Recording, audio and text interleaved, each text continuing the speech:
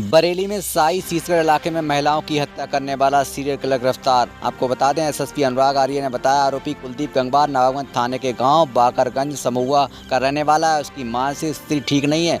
उसने 6 कत्ल की बात कबूल की है। पूछताछ में यह भी पता लगा, महिलाओं से पहले दुष्कर्म की कोशिश करता था, विरोध करने पर उनकी हत्या कर देता था।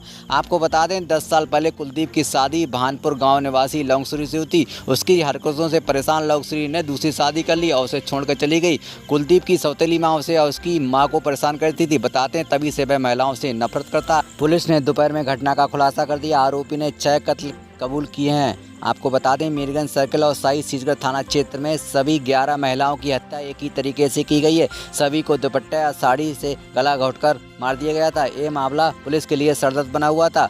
पुलिस के मुताबिक पकड़े गए आरोपी कुलदीप ने 6 महिलाओं की हत्या की बात कबूल की है। अन्य वारदातों में शामिल होने का शक है। जैसा कि आप सभी अवगत हैं कि वर्ष 2023 और इस वर्ष जुलाई 2024 में थाना शीशगढ़ और थाना शाही अंतर्गत कुल 6 महिलाओं की हत्याओं के केसेस दर्ज थे 302 आईपीसी के अंतर्गत, जिनका अनावरण नहीं हुआ था। हम लोगों ने इसके लिए, इनके अनावरण के लिए एक टीम गठित की थी और उस टीम को एक ऑपरेशन तलाश का टारगेट दिया गया था, जिसमें हम लोगों को पकड़ना था उस व्यक्ति को या उन व्यक्तियों को जिनके द्वारा ये घटनाएं कारित की गई हैं। हम लोगों ने आज इन घटनाओं का अनावरण करते हुए अभियुक्त को गिरफ्तार किया है। इन सभी घटनाओं में एक ही अभियुक्त शामिल था, जिसका नाम है कुलदीप पुत्र बाबूराम। कुलदीप पुत्र बाबूराम गांव बाकरगंज, थाना नवाबगंज, जनपद बरेली का ये रहने वाला है। इसकी उम्र लगभग 35 वर्ष है। इससे कल शाम को 6 बजे इसको गिरफ्तार किया गया है पुलिस के द्वारा। तब से लेकर अब तक इससे पूछताछ की गई है। पूछताछ में तथ्य प्रकाश में आए हैं कि इसके द्वारा ये 6 की 6 घटनाएं कारित की गई।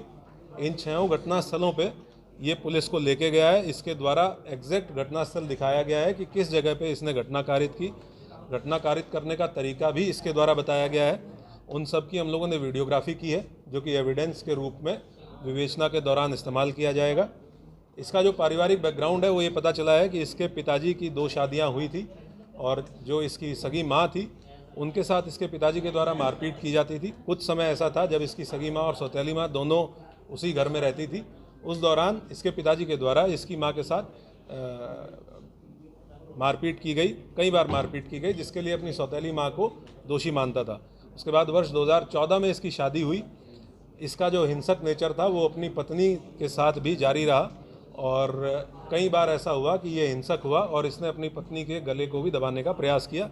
ये उनसे बातचीत में ये बात तस्दीक हुई है, जिसके फलस्वरूप इसकी पत्नी इसको कुछ साल बाद छोड़ के चली गई और उसके बाद महिलाओं के प्रति इसके दिमाग में द्वेष और कुंठा और अधिक बढ़ गई। जो पिछले 1-1.25 साल में इसके द्वारा घटनाएं की गई हैं, उसके बारे में इसके ये लगभग एक ही एरिया है जिसमें घटनाएं कारित हुई, 6 की 6 घटनाएँ। वहीं पे 3 गाँव हैं। उन 3 गाँव में इसकी 2 गाँव में इसकी बहनें हैं और एक गाँव में इसके एक रिश्तेदार हैं।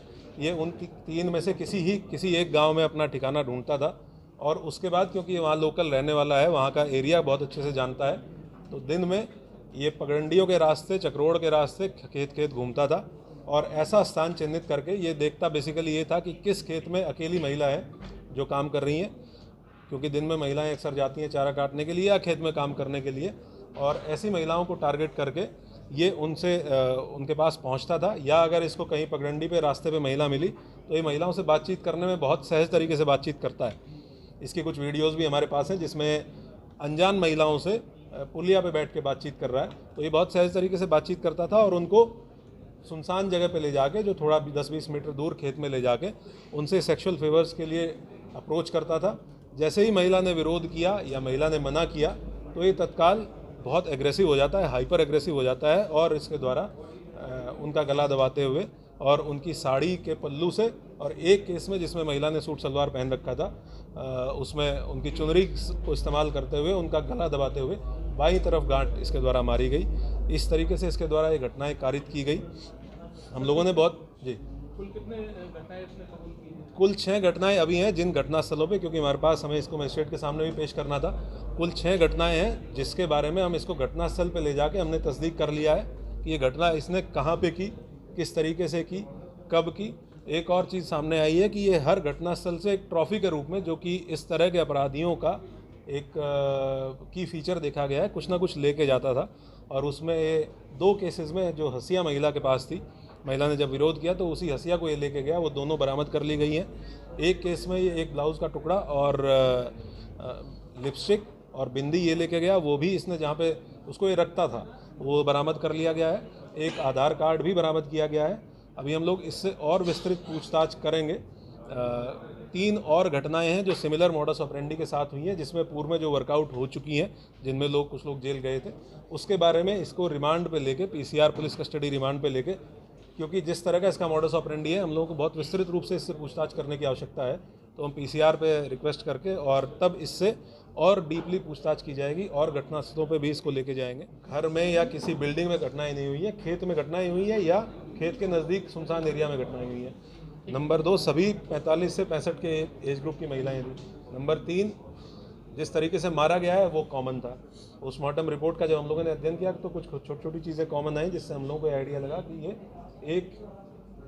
इनमें एक तारतम्य है घटनाओं में, और हम इस संभावना पे काम कर सकते हैं कि घटना किसी एक व्यक्ति के द्वारा। जैसा कि मैंने आपको बताया कि इसकी एक जनरल छवि ये है कि ये शराबी किस्म का आदमी है और ये घूमता रहता है पूरा दिन। सुबह घर से खाना खा के निकलता है और शाम को 7-8 बजे घर वापस पहुंचता है। ज़रूरी नहीं है कि जिस रिश्तेदारी में सुबह था उसी रिश्तेदारी में शाम को पहुंच जाए, दूसरी रिश्तेदारी में शाम को पहुंच जाता है।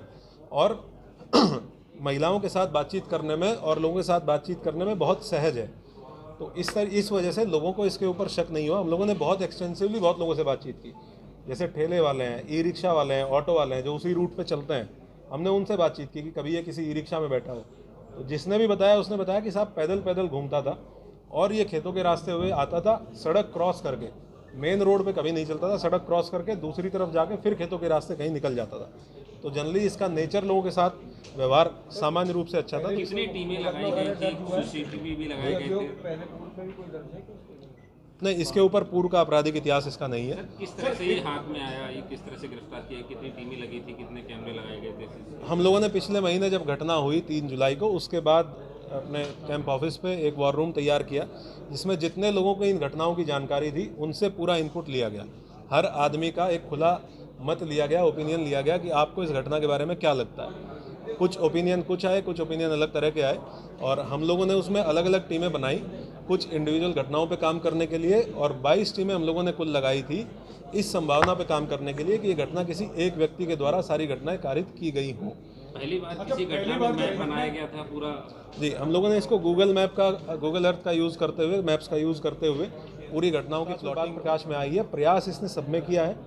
प्रयास के बाद नेचुरल सी बात है कि कोई अनजान व्यक्ति है, महिला विरोध करेगी, और जैसे ही महिला विरोध करती है तो तुरंत इसका जो एग्रेसिवनेस है वो बाहर आ जाता है कि मुझे किस तरीके से मना कर दिया गया किसी चीज़ के लिए।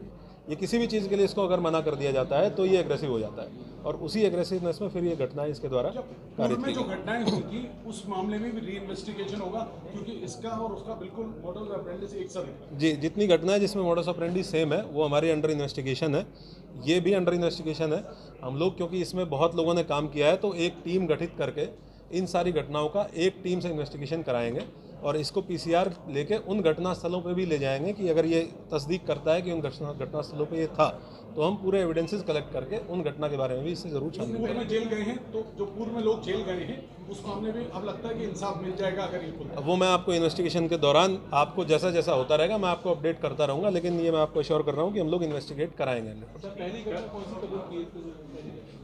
ये पिछले साल जून 2023 की घटना है, जिसमें जो मैंने आपको अभी डिटेल में दिखाया, वो घटना भी इसी तरीके से महिला की इसके द्वारा लगभग 55 साल की महिला की हत्या की गई थी। 2 मिनट में आपको प्रयासों के बारे में बताना चाहूँगा, क्योंकि ये घटनाएं पिछले 1 साल 2 महीने से लगभग घटनाएं हुई हैं।